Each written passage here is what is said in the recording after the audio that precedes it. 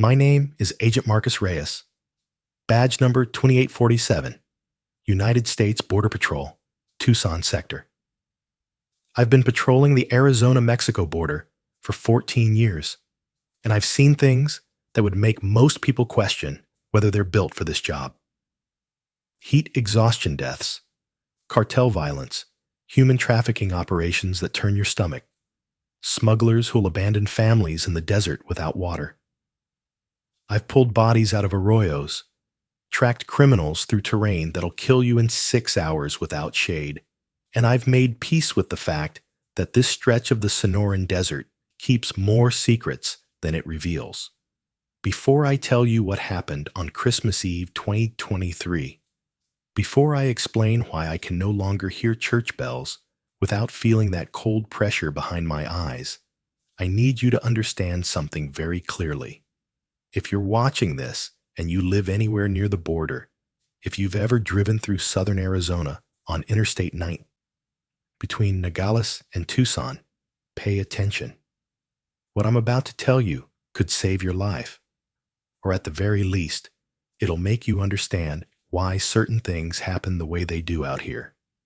Before continuing, if you subscribe and like the video, you will be contributing greatly to the continuation of new stories to come. And I'm curious, where in the world are you watching from right now? Drop your location in the comments. Have you ever been to the Arizona border? Have you ever felt like the desert was watching you back? There's a 23-mile stretch of border between Nogales and Sasabe that doesn't appear on any official Border Patrol deployment maps. We call it the corridor, and if you ask the old-timers, the ones who've been working this sector since the 1980s, they'll tell you that certain shifts in the corridor get assigned based on seniority, but not the kind of seniority you'd expect. It's not the rookies who get sent there. It's not punishment duty.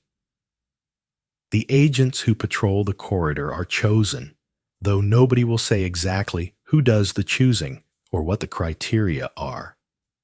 What I can tell you is this. There's a green logbook in the Tucson Station Supervisor's office that doesn't leave that room. It's been there since 1952, the same year the last major revision of the Treaty of Guadalupe Hidalgo boundary markers were placed. The logbook contains names, dates, and brief incident descriptions, all written in different handwriting spanning 7 decades. I know this because I've seen it. I've read it. And as of December 25th, 2023, my name is in it. December 24th, 2023. I reported for shift at 1800 hours, Christmas Eve, the kind of night when most agents are trying to trade shifts so they can be home with their families. I'm divorced, no kids, and I'd volunteered to work the holidays so the younger agents could have the time off.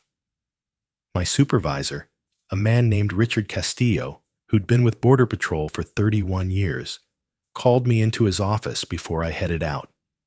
He closed the door, which was unusual, and he looked at me with an expression I'd never seen on his face before. Not concern, exactly. Something else. Recognition, maybe. He said, "Marcus, you're taking the southern route tonight." And he slid a paper map across his desk. Not a digital assignment, but an actual topographic map with a route marked in red pencil.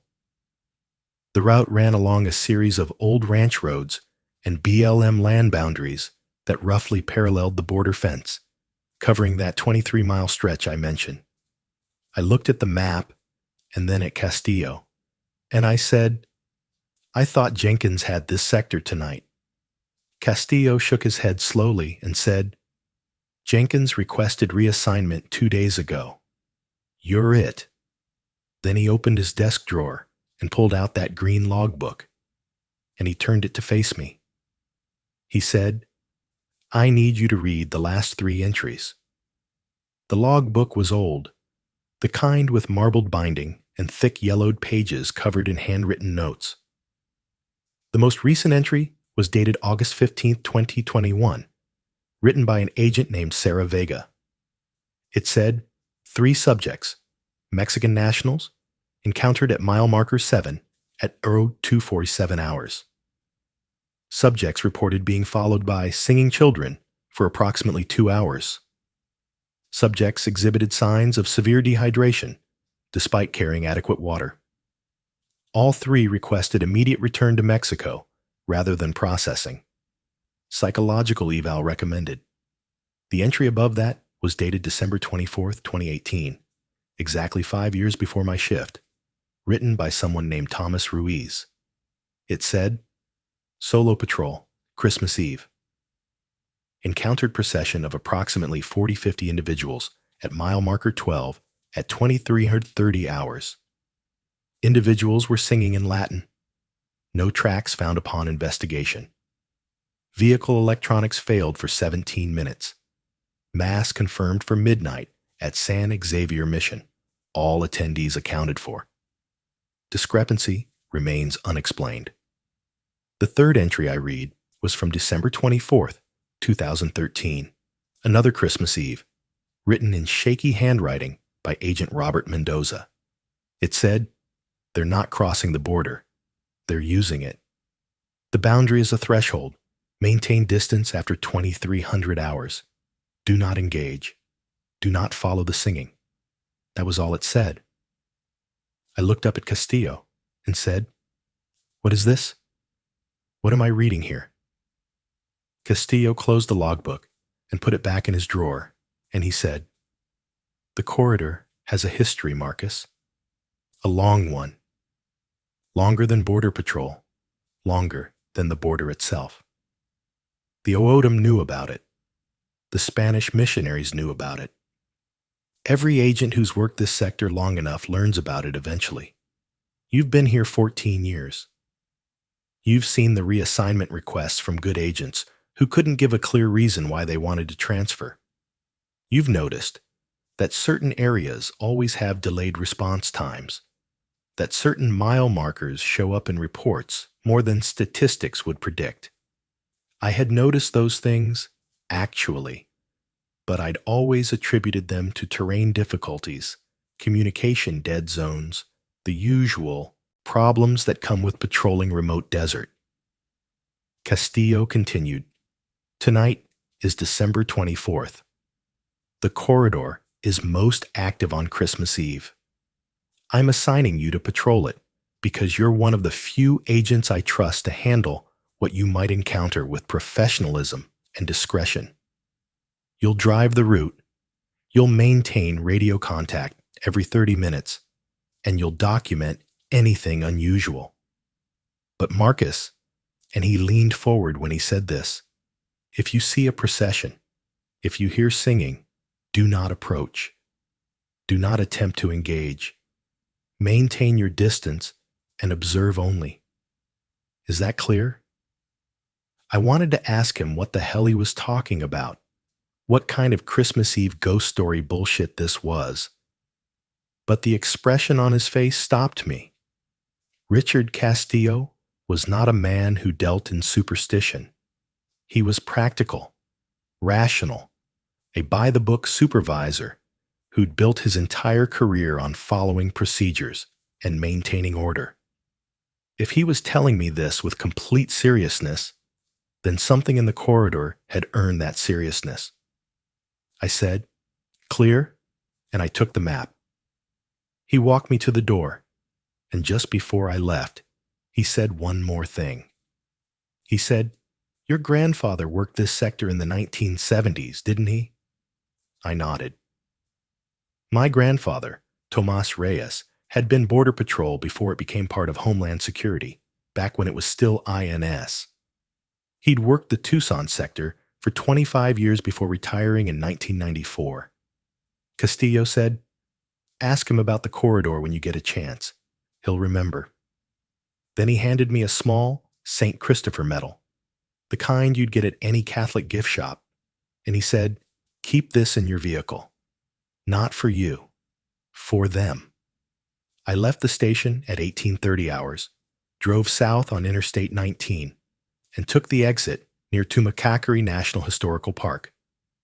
The route Castillo had given me started at a junction of old ranch roads about 8 miles west of the interstate, deep in the kind of territory where you can drive for an hour without seeing another vehicle or any sign of human habitation, besides barbed wire fence and windmills.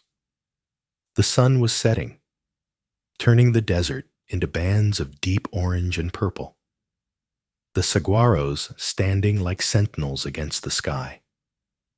I'd always loved this time of day out here. The way the temperature drops and the air smells like creosote and dust. But tonight, something felt different. The light seemed wrong somehow, too red, like the sky was bruised.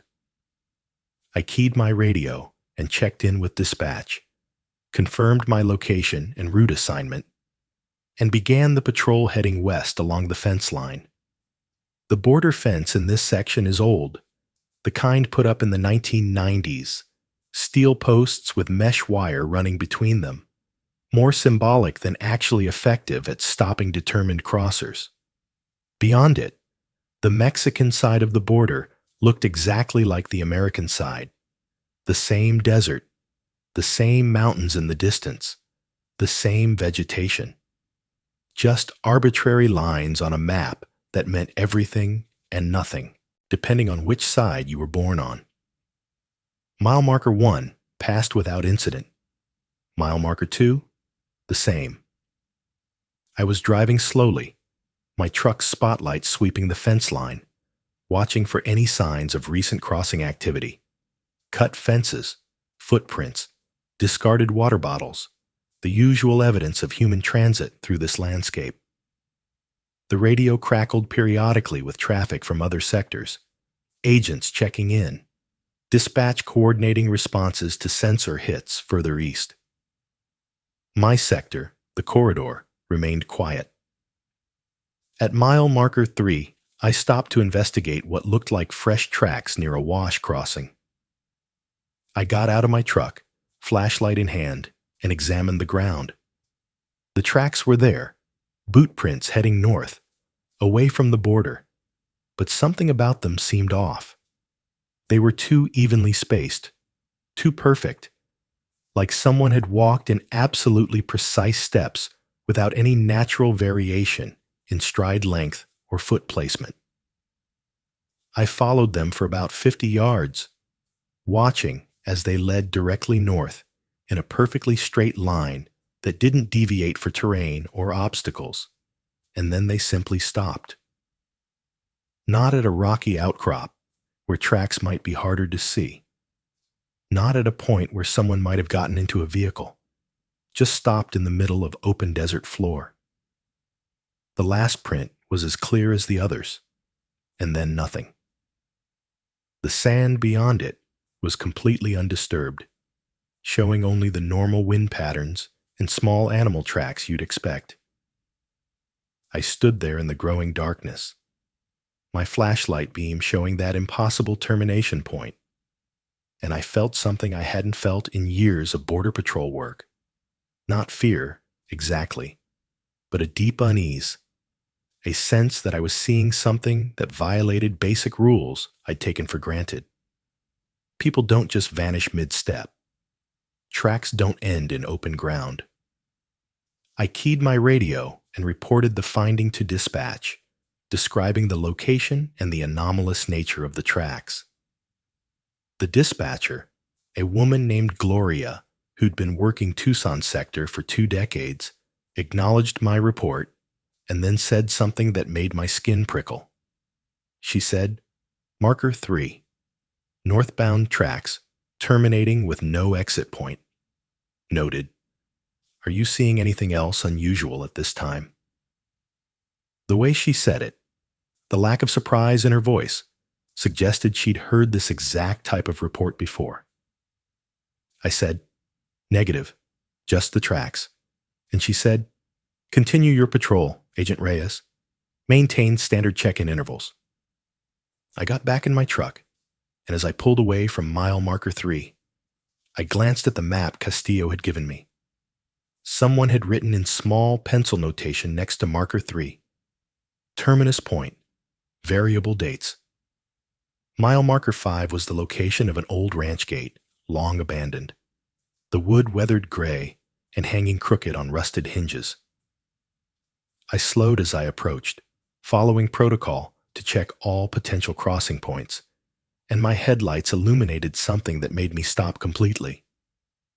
There were dozens of tracks here, all converging on the gate from the south, from the Mexican side, all heading north. But these tracks weren't boot prints or shoe prints. They were bare footprints, men, women, children, by the size variation, and they were all heading in the same direction with that same disturbing regularity, that same perfect spacing I'd seen at marker 3. The gate itself showed no signs of being disturbed. The chain that secured it was still locked, covered in rust that would have flaked off if anyone had touched it recently. The tracks led up to the gate, passed directly through the space where the gate stood, and continued north on the other side. I'm not talking about going around the gate or under it.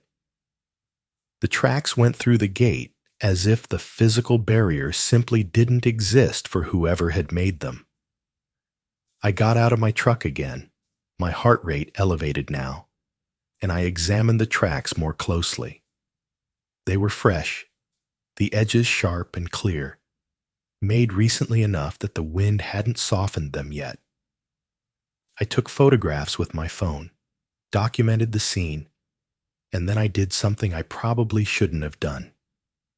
I followed them. The tracks led north from the gate in a perfectly straight line, and I walked alongside them, my flashlight beam tracking their progress across the desert floor.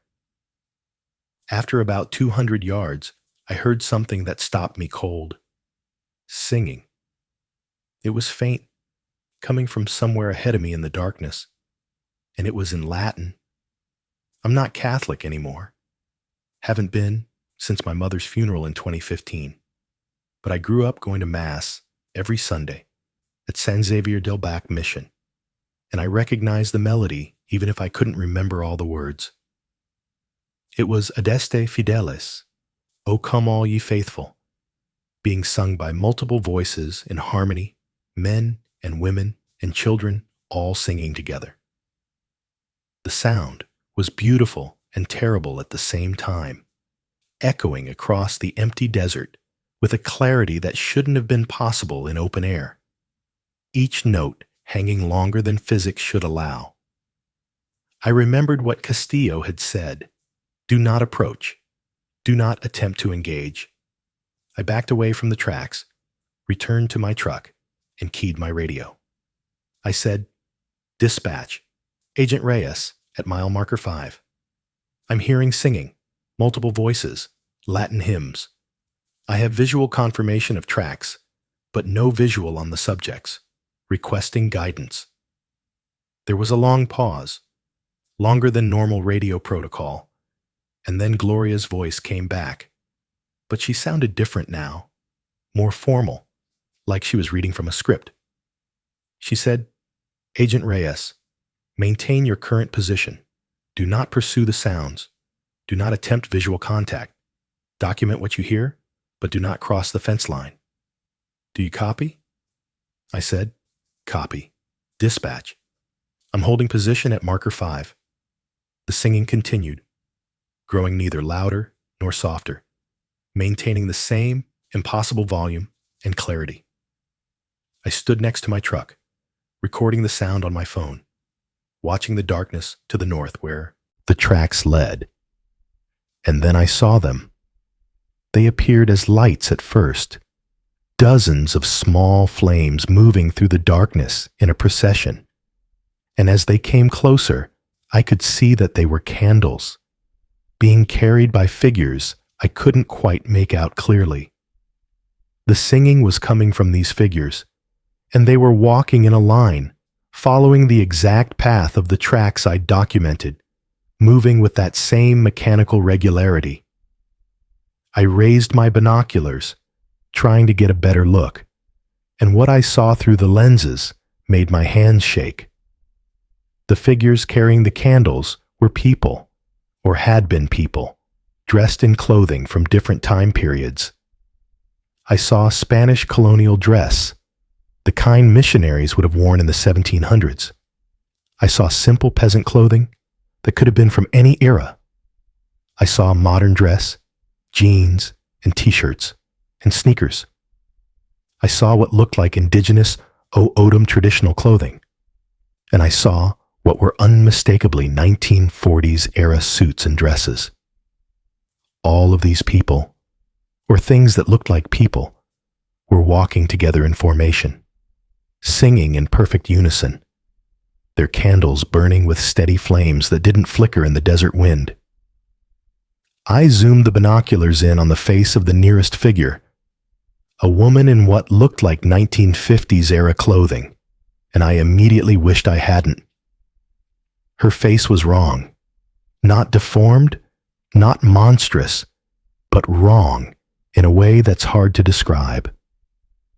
It was like looking at a photograph that had been perfectly preserved, all the features correct and properly arranged, but completely still, completely expressionless, the eyes open but not blinking, the mouth singing but not moving.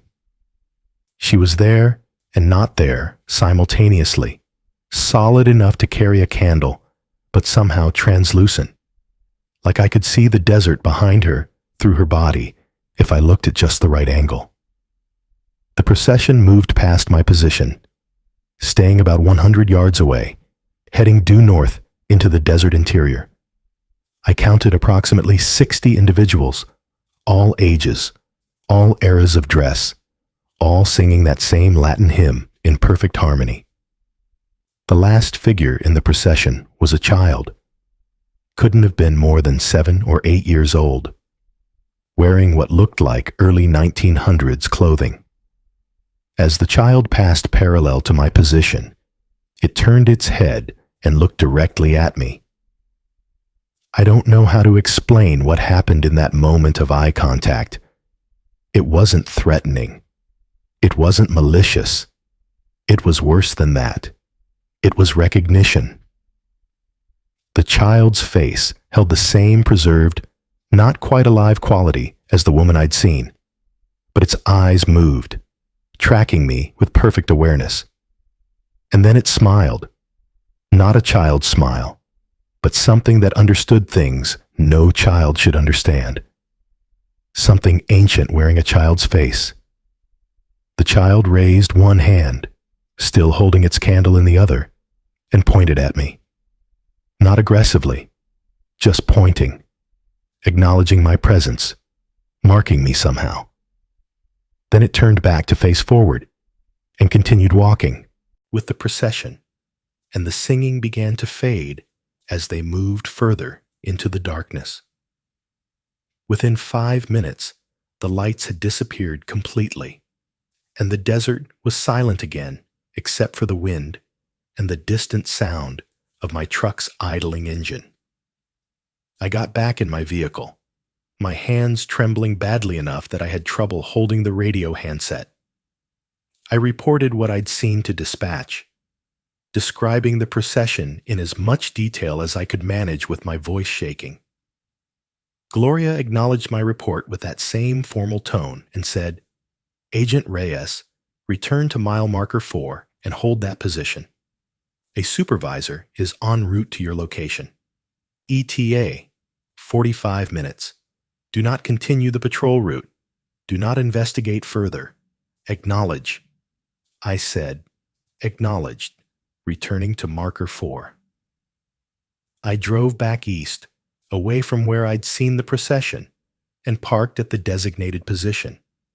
I checked my phone to review the photos I'd taken. The tracks were there, clearly documented, but the video I'd recorded of the singing and the procession showed only darkness. The audio was on the recording, the Latin hymn crystal clear, but there was no visual evidence of the lights, the candles, or the figures. just my flashlight beam sweeping across empty desert while that impossible singing played on the soundtrack. I sat in my truck, door locked despite the absurdity of that precaution, and I tried to make sense of what I'd witnessed. I'd been a border patrol agent for 14 years. I'd seen heat mirages. I'd seen exhaustion hallucinations in people who'd been walking through the desert for days. I'd seen animals in the darkness that looked like people at first glance, and people who moved like animals when they were desperate enough. I knew the tricks that terrain and light and exhaustion could play on perception. What I'd seen wasn't any of those things. The procession had been real, solid enough to make tracks, organized enough to move in formation, singing with voices that couldn't have come from human throats that didn't move. And that child had seen me, had pointed at me. I touched my chest where the child had pointed, and the spot felt cold, colder than the December night air would explain. A cold that seemed to radiate from inside my ribcage outward. Castillo arrived at 22:15 hours, driving a personal vehicle instead of a border patrol truck, which was irregular enough to register even in my shaken state. He pulled up next to my vehicle, got out, and tapped on my window. I unlocked the doors, and he slid into the passenger seat without saying anything for almost a full minute. Finally, he said, "Tell me everything." So I did. I described the tracks at marker 3, the footprints through the gate at marker 5, the singing, the procession, the figures in period clothing, the child who pointed at me. Castillo listened without interrupting, and when I finished, he nodded slowly, like I'd just confirmed something he'd already known. He said, "The procession of the lost. That's what the O'odham elders call it. The Tohono O'odham, in their language, call it Gek Ha-Hao, which translates roughly to the ones who walk between. The Spanish missionaries called it La Procesión de las Ánimas, the procession of souls. It's been seen in the corridor for as long as anyone has recorded history in this region, going back to the 1690s when Father Kino first established missions in the Sonoran Desert." Castillo pulled out a folder from inside his jacket, and he opened it on his lap. Inside were photocopied documents, some in Spanish, some in English, some with official government seals, and some that looked like they'd been transcribed from handwritten accounts.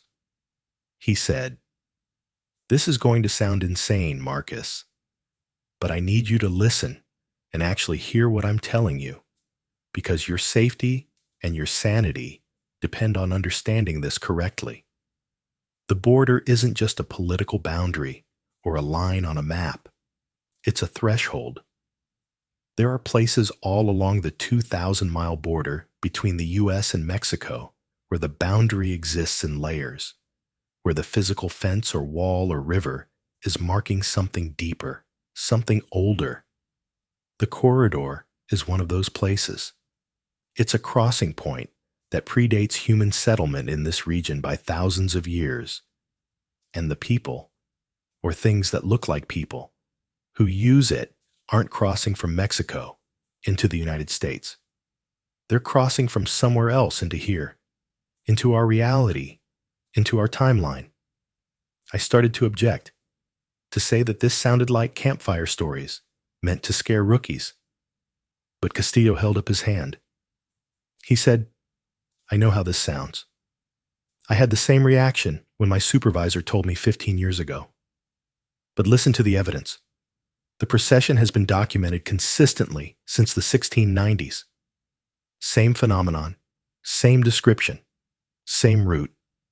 Always on Christmas Eve, always at night, always moving north from the border into the desert interior. The figures are wearing clothing from every era since Spanish colonization began, and in recent decades, people have reported seeing figures in modern clothing joining the procession. The Oodum oral tradition describes the same phenomenon going back to time immemorial in their history, before Europeans arrived.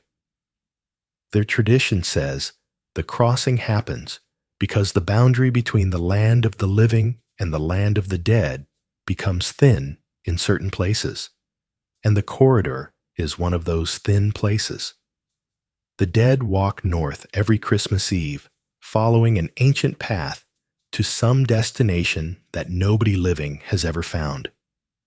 Castillo showed me one of the documents, a report filed in 1952 by a Border Patrol agent named Raymond Gutierrez. The report described an encounter nearly identical to mine, a procession of approximately 50 individuals in period clothing, carrying candles, singing Latin hymns, seen at mile marker 7 on Christmas Eve.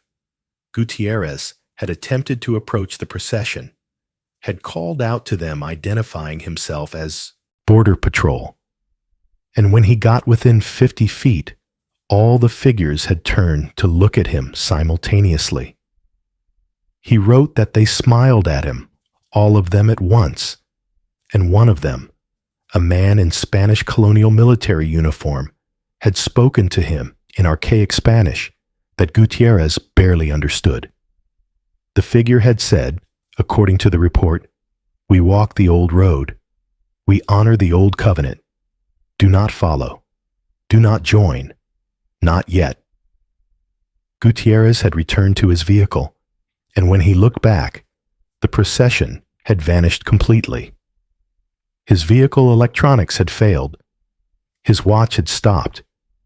And when he finally got back to the station 3 hours later than expected, he discovered that only 45 minutes had passed according to station time. I said, "Are you telling me these are ghosts? Spirits? What am I looking at here?" Castillo closed the folder and looked at me with an expression that was equal parts pity and understanding. He said, "I'm telling you that the world is stranger than the version of reality we use to get through our daily lives. I'm telling you that there are thin places where the boundaries between states of existence become permeable, and the corridor is one of them. The procession you saw tonight, those people, or entities, or whatever they are, they're not threatening. They're not dangerous in any conventional sense. They're just following an ancient pattern, walking a path they've walked for longer than our civilization has existed.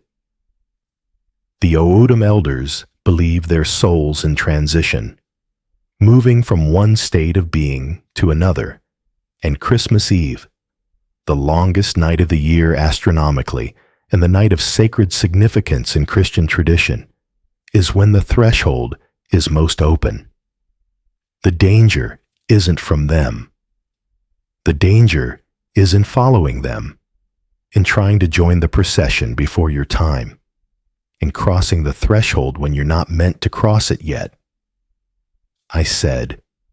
The child pointed at me. "What does that mean?" Castillo's expression darkened. He said, "That's what I needed to hear about. What made me drive out here personally instead of handling this by radio.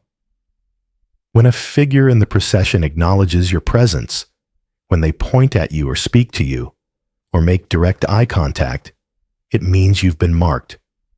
Not cursed, not doomed, but marked. You've been seen by something that exists partially outside of linear time, and that creates a connection. Every agent who's been marked has reported the same symptoms over the following weeks and months. Cold spot in your chest, where they pointed. Dreams about walking in the desert at night, hearing singing you can't quite identify. A sense of displacement, like you're not entirely in the present moment anymore, like you're experiencing time slightly out of sync with everyone around you. And eventually, usually within a year, a choice. I said, What kind of choice? Castillo said, the choice to cross or not to cross.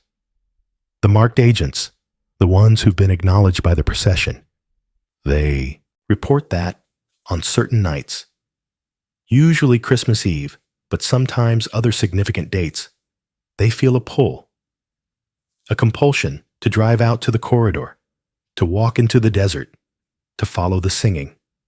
Most of them resist it. They transfer to other sectors.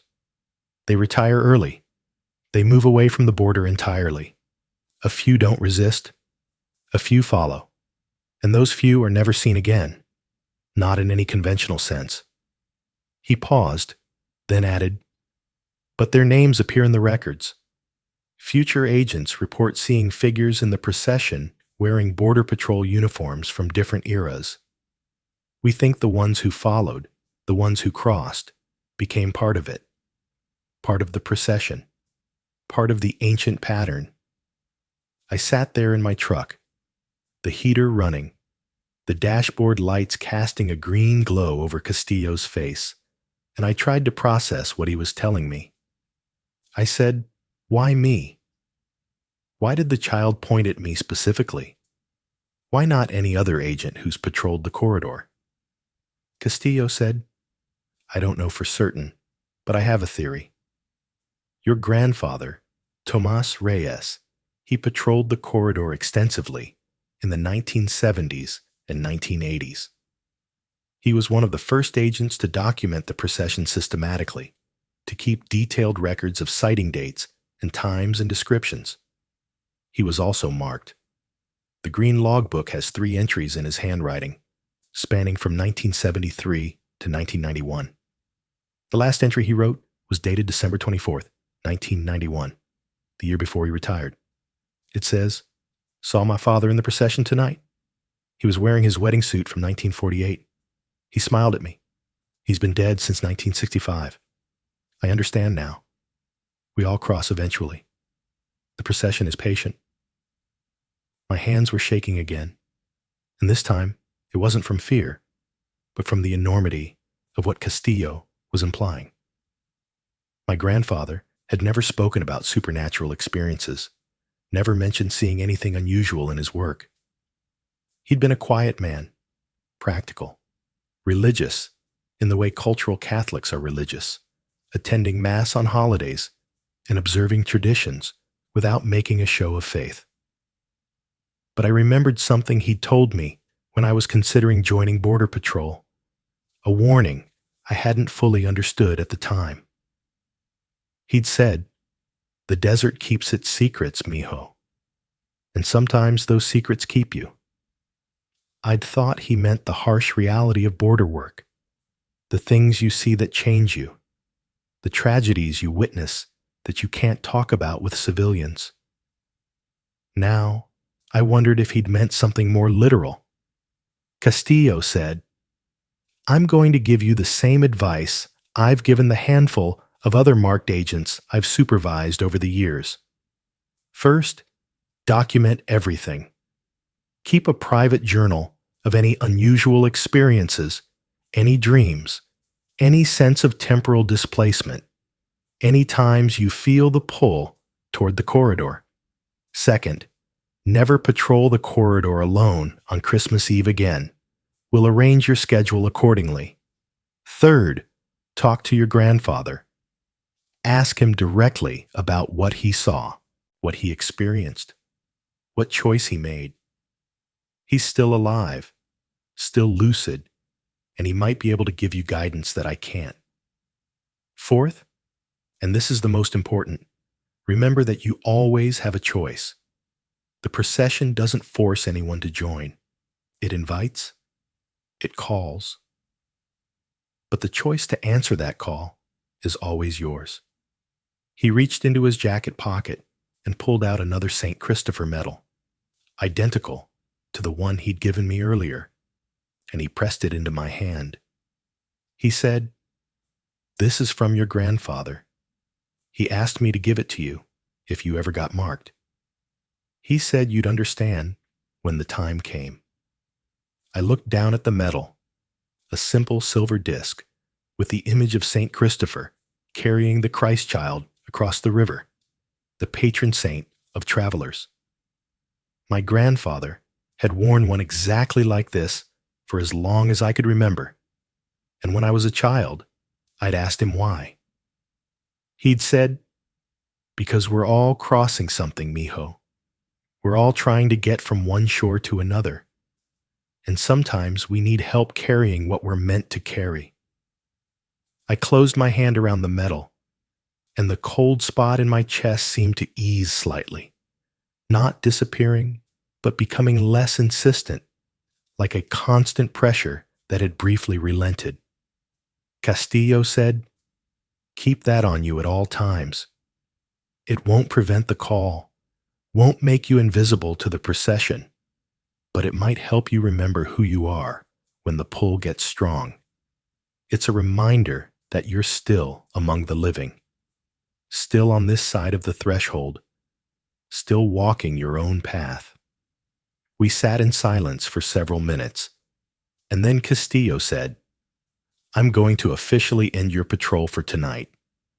You'll drive back to the station. You'll file a standard report documenting the tracks and the audio recording, but nothing else, and you'll take tomorrow off. Christmas Day. Spend it with family if you can, or at least spend it around people, around life and normalcy and things that anchor you to this reality. Don't be alone. Don't think about what you saw too much. Just exist in the present moment as much as you can." I nodded, and Castillo got out of my truck and returned to his personal vehicle. I watched his taillights disappear east toward the interstate, and then I sat alone in the darkness at mile marker 4, gathering my composure before starting the drive back.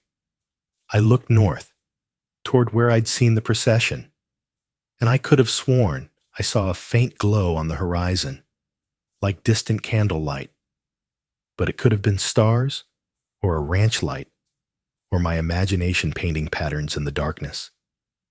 I drove back to the station, filed my report, and went home to my apartment in Tucson.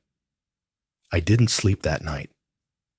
Instead, I sat on my couch, the St. Christopher medal in my hand, and I tried to research what Castillo had told me. I found historical references to the corridor, though nothing official or published in mainstream sources. There were scattered mentions in anthropological studies of Tohono O'odham, oral traditions, brief paragraphs about boundary spirits and threshold crossings. There were footnotes in old Spanish colonial documents about strange occurrences near Mission San Xavier del Bac, about missionaries who claimed to see processions of souls on holy nights. There was a dissertation from 1967 by a University of Arizona graduate student studying border folklore that mentioned persistent reports among Border Patrol agents of unusual phenomena in remote sectors, particularly around Christmas, including visual and auditory hallucinations that multiple independent witnesses describe in remarkably consistent terms. On Christmas Day, 2023, I drove to my grandfather's house in South Tucson. He was 89 years old, living alone in the small adobe house he'd bought in 1972. His walls covered with family photos, and his mantle displaying his Border Patrol retirement plaque. I showed him the St. Christopher medal Castillo had given me, and my grandfather's face changed, aging somehow, the weight of decades settling into his features. He said, "So you saw them. You saw La Procesión." I nodded, and he gestured for me to sit down. He made coffee, the way he always did, strong Mexican coffee with piloncillo. And then he told me his story. My grandfather said that he'd first encountered the procession in October 1973, not on Christmas Eve, but on Dia de los Muertos, the Day of the Dead. He'd been patrolling the corridor on his regular route when he'd seen lights moving through the desert, dozens of candles carried by figures in old clothing. He'd approached, thinking they were migrants or perhaps people conducting some kind of religious ceremony, and one of the figures had turned to face him. He said the figure had been his uncle, Carlos Reyes, who had died in 1952 during the Korean War. The figure had smiled at him, had spoken to him in Spanish, had said, "We walk the old road, nephew. Everyone walks it eventually. Not your time yet, but you've seen us now. You'll always know we're here, waiting." My grandfather had backed away, had returned to his vehicle, and had spent the next 18 years seeing the procession periodically during his patrols, always on significant dates, always moving north, always containing figures he recognized mixed among strangers from other eras. He said, "The hard part isn't seeing them, mijo. The hard part is understanding what it means. The procession isn't evil. It's not a haunting or a curse or a warning of death. It's something else. It's a path that exists outside of normal time, a way station for souls in transition between states of being. The border, that line we patrol, that fence we guard, it's not just political. It's ancient. It marks a place where the membrane between worlds is thin, where different kinds of existence overlap. The O'odham knew this long before Europeans arrived. They had treaties, not with the Mexican government or the American government, but with the guardians of the threshold, with the forces that maintain the boundary between living and dead, between here and elsewhere. When we walk that border, when we patrol the corridor, we're walking on ground that has been sacred for thousands of years." I said, "Castillo told me I'd been marked, that I have a choice to make." My grandfather nodded slowly and said, "You do. The mark means you've been acknowledged, that the procession has seen you and recognized something in you. Maybe it's your bloodline, the fact that I walked that same ground and was marked before you. Maybe it's something else, some quality of soul or consciousness that makes certain people visible to entities that exist outside of time. The choice is this. You can live your life knowing what you know, carrying that knowledge like a weight, feeling the pull toward the threshold, especially on certain nights. You can resist that pull, can stay on this side of the boundary, can continue your life in the living world. Or you can answer the call. You can join the procession.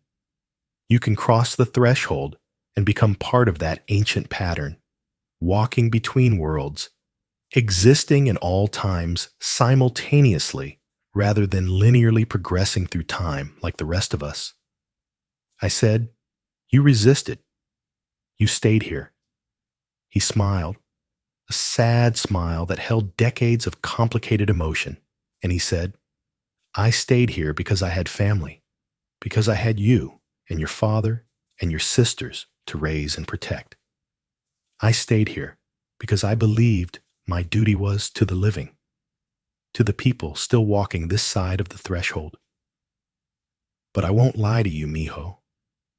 There were nights, especially after your grandmother died in 1998, especially on Christmas Eve, when I felt that pull so strongly that I had to physically restrain myself from driving out to the corridor. There were times when I'd wake up in the middle of the night and find myself standing in my front yard, car keys in my hand, facing south toward the border, with no memory of how I'd gotten there. The mark doesn't fade.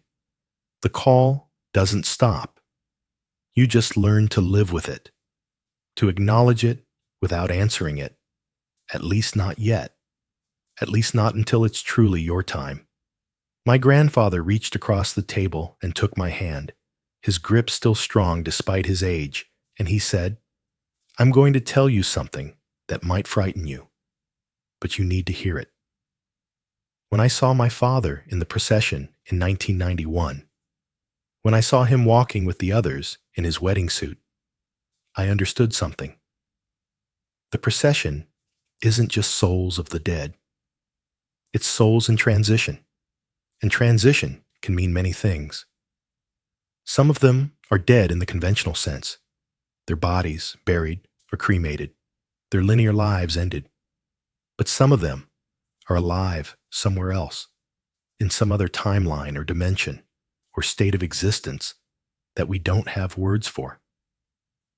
The procession exists outside of time, which means the people walking in it are simultaneously living their lives here and walking the threshold there. When you saw that child point at you, when you felt marked, you became entangled with that state of existence. Part of you is already walking with them, even as you sit here drinking coffee with me. You're existing in multiple states now, anchored primarily in this timeline, but aware of others, touched by forces that operate according to rules we don't fully understand. I felt that cold spot in my chest again, that pressure behind my eyes, and I said, how do I live with this? How do I do my job, maintain my sanity, exist normally, knowing what I know? My grandfather said, the same way I did, the same way every marked person does. You acknowledge it without letting it consume you. You respect it without fearing it. You understand that the procession is part of the natural order of things, as natural as birth and death, as natural as the cycles of seasons or the movement of stars. It's been happening since before humans walked this desert, and it'll continue long after we're gone. Your role, our role as marked individuals, is to be aware of it, to maintain the boundary, to serve as witnesses to something that most people will never see or believe exists. We're guardians in a way, not guarding against the procession, but guarding the knowledge of it, making sure that the threshold is respected, that people don't cross over before their time. I spent the rest of Christmas Day with my grandfather, and he showed me things I'd never seen before. A journal he'd kept, handwritten in Spanish and English, documenting every encounter he'd had with the procession over 18 years. Photographs that shouldn't have been possible, showing faint, translucent figures in the desert at night. The kind of photos that could be dismissed as double exposures or filmed effects, but which I now recognized as genuine documentation. Letters from other marked agents, people he'd mentored over the years, describing their experiences and their choices. Some had transferred away, had left the border entirely, seeking distance from the corridor's pull. Some had stayed, had learned to coexist with their marked status, had made peace with being touched by something beyond normal reality. And a few, a very few, had written their final letters before walking out into the desert on Christmas Eve. Letters that said goodbye without saying they were dying. Letters that spoke of crossing over, of joining the ancient pattern, of becoming part of something larger than individual existence. In the weeks and months following Christmas Eve 2023, I experienced exactly what Castillo had warned me about. The cold spot in my chest never fully disappeared, becoming a constant companion, a reminder of my marked status. I had dreams, vivid and recurring, of walking through the desert at night, following candlelight and singing, moving in formation with dozens of others whose faces I couldn't quite see. I'd wake up exhausted, as if I'd actually been walking for miles, my feet aching and my legs sore. Twice I woke up to find desert sand in my bed, dust on my shoes that I couldn't explain, as if I'd physically been somewhere during the night even though I had no memory of leaving my apartment. Time began to feel unstable, moments stretching too long or compressing too short, conversations with coworkers where I'd lose track of what had been said minutes before, a sense of being slightly displaced from the present moment, like watching my life through a thin veil rather than living it directly. I took my grandfather's advice and kept a journal, documenting every strange experience, every dream, every moment of temporal displacement. I compared my notes to his old journal, and the similarities were striking. The same types of dreams, the same sense of being pulled toward the corridor, the same periodic disorientation regarding time and presence.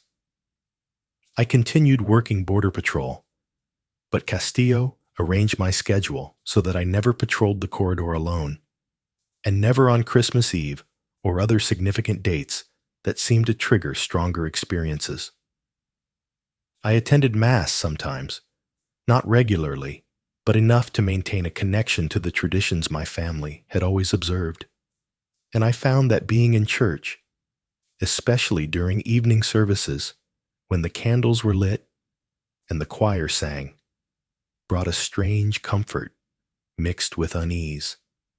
The hymns sounded like the singing I'd heard in the desert, like the voices of the procession, and part of me wondered if sacred music everywhere was somehow connected to that ancient pattern of souls in transition. In August 2024, 8 months after my marking, I was patrolling a different sector, nowhere near the corridor, when I received a call that my grandfather had died. Natural causes, his heart simply stopping in his sleep.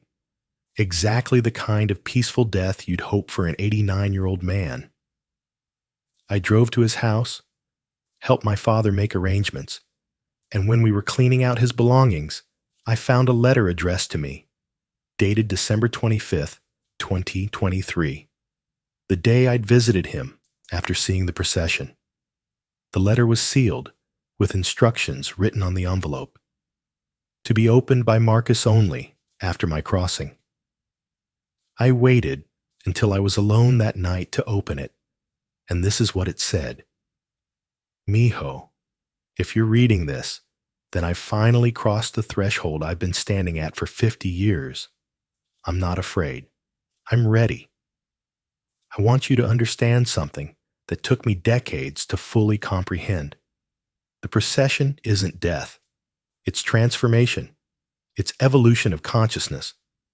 When I saw my father walking with the others in 1991, I realized he wasn't trapped or suffering or lost. He was free. Free from linear time, from the limitations of a single timeline, from the prison of existing in only one state at once. The souls in the procession exist everywhere and everywhen simultaneously. They're walking the desert on Christmas Eve, 1698, and 1891, and 1953, and 2023, and 2157, all at once. They're not dead. They're expanded. They're experiencing existence the way it truly is, not the narrow slice of it that we living humans perceive. You've been marked, which means you have the potential to understand this in a way most people never will.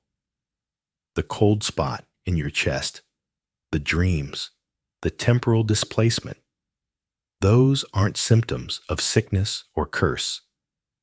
They're the beginning of your consciousness expanding, of your awareness touching other states of being. You can resist this expansion for your whole life if you choose.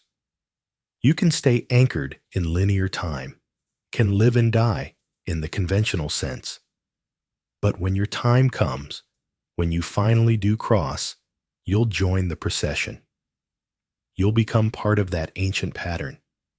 You'll walk with your ancestors and your descendants simultaneously, existing in all times at once, free from the tyranny of clocks and calendars and aging.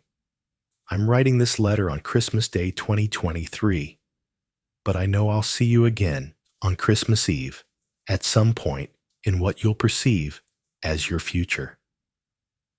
I'll be walking with the others, wearing my wedding suit just like my father did, and I'll be smiling because I'll finally understand completely what it means to exist without boundaries. Don't grieve for me, mijo. I'm not gone. I'm just crossing over, joining the procession, becoming part of something vast and ancient and beautiful. And when your time comes, whether you choose to cross during your life or wait until your natural death, I'll be there walking beside you, along with all our ancestors who've walked this path before us. The border isn't a wall, it's a threshold, and thresholds exist to be crossed. The only question is when and on whose terms. I love you, I'm proud of you, and I'll see you on the old road.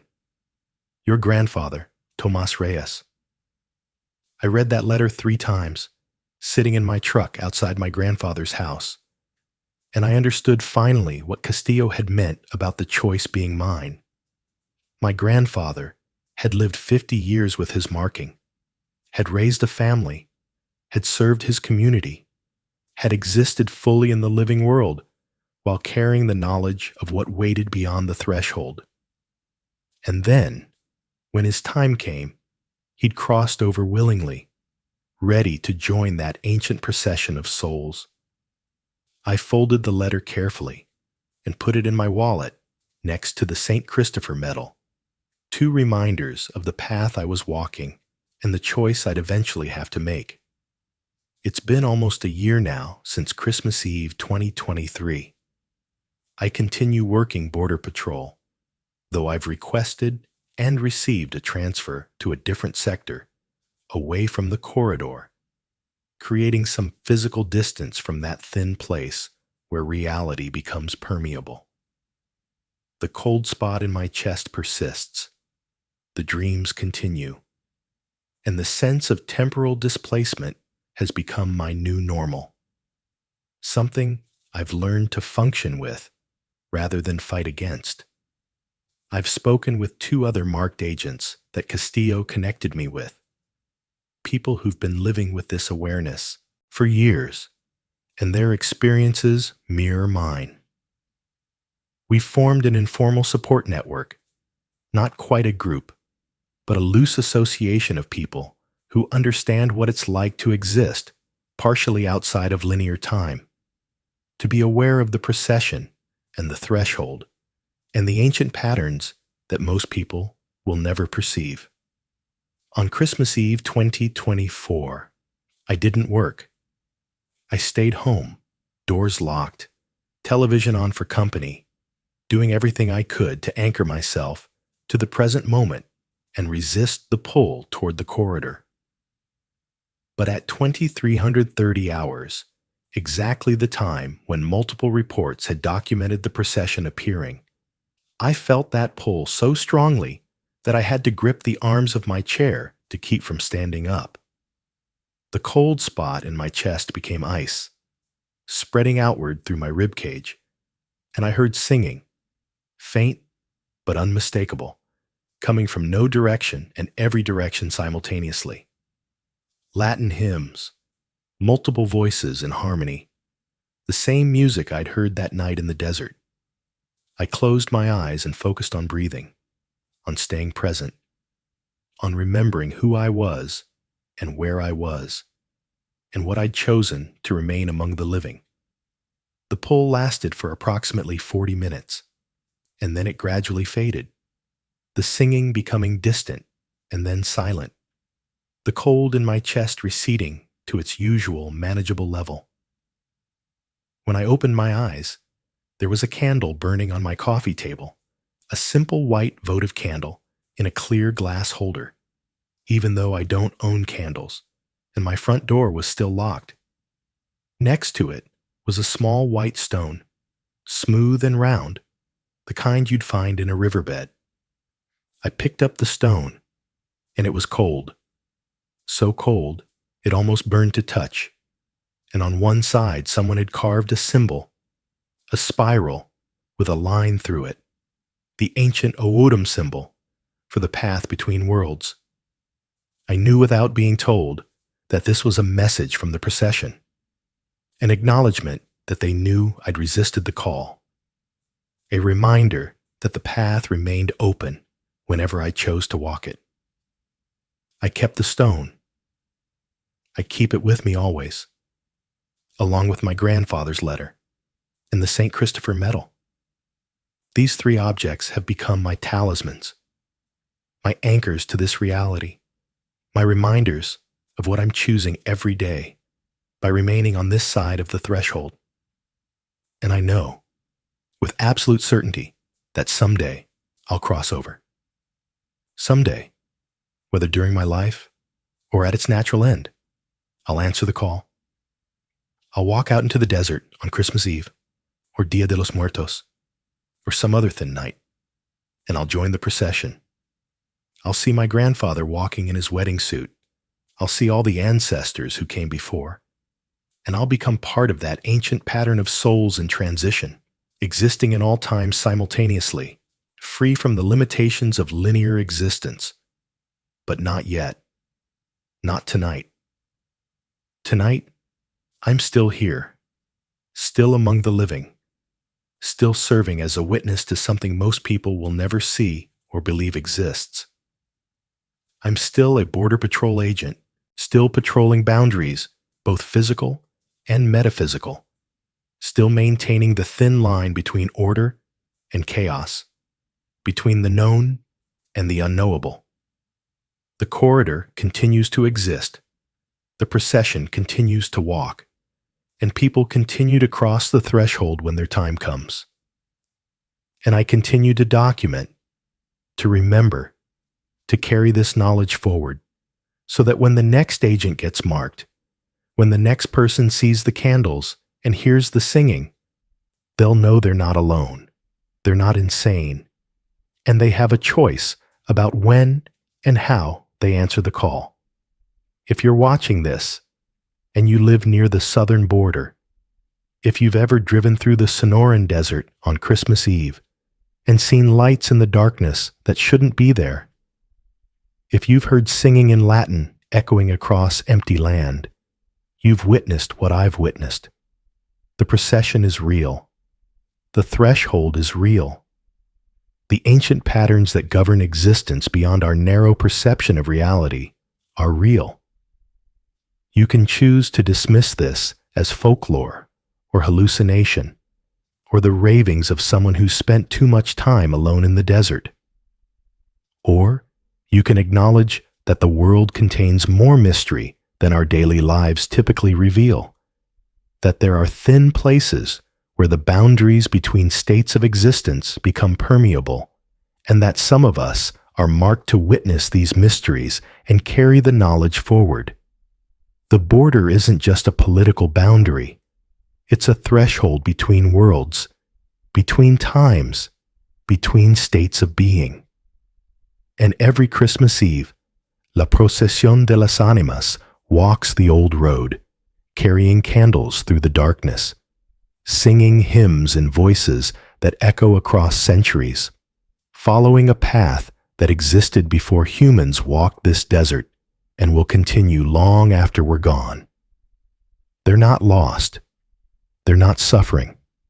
They're crossing over, transforming, evolving into something larger than individual existence. And someday, when your time comes, you might see them too. You might hear the singing. You might feel the pull toward that ancient path. When that happens, remember what I've told you. Remember that you have a choice. Remember that the threshold will wait for you, patient and eternal, ready whenever you're ready. Remember that crossing over isn't death, but transformation. Not ending, but expansion. Not loss, but freedom from the prison of linear time. And remember that those who've crossed before you, your ancestors and loved ones, everyone who's walked that ancient path, they're still here in a way that transcends our normal understanding of here and there, alive and dead, present and past.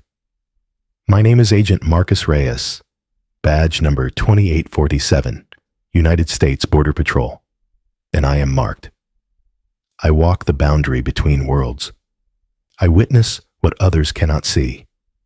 And someday, on a night when the candles burn bright and the singing calls my name, I'll cross over and join the procession. But not yet. Not tonight. Tonight I'm still here, still watching, still guarding, still maintaining the threshold. Welcome to the border. Welcome to the corridor. And if you ever find yourself driving through southern Arizona on Christmas Eve, if you see lights in the desert and hear singing in the darkness, don't follow. Don't approach. Just acknowledge what you're witnessing, respect the ancient patterns, and remember that some boundaries exist not to keep things apart, but to mark where one state of existence ends and another begins. The procession walks, the threshold waits, and time, as I've learned, isn't a line. It's a web, and we're all connected to it, all caught in its pattern, all walking toward that moment when we finally understand what it means to exist beyond the narrow confines of a single timeline. Stay safe out there. And if you're from the border, drop a comment. Have you ever seen lights in the desert that shouldn't be there? Have you ever heard singing in the darkness on Christmas Eve? Because if you have, you're not alone. And you need to understand what you witnessed before the procession marks you too.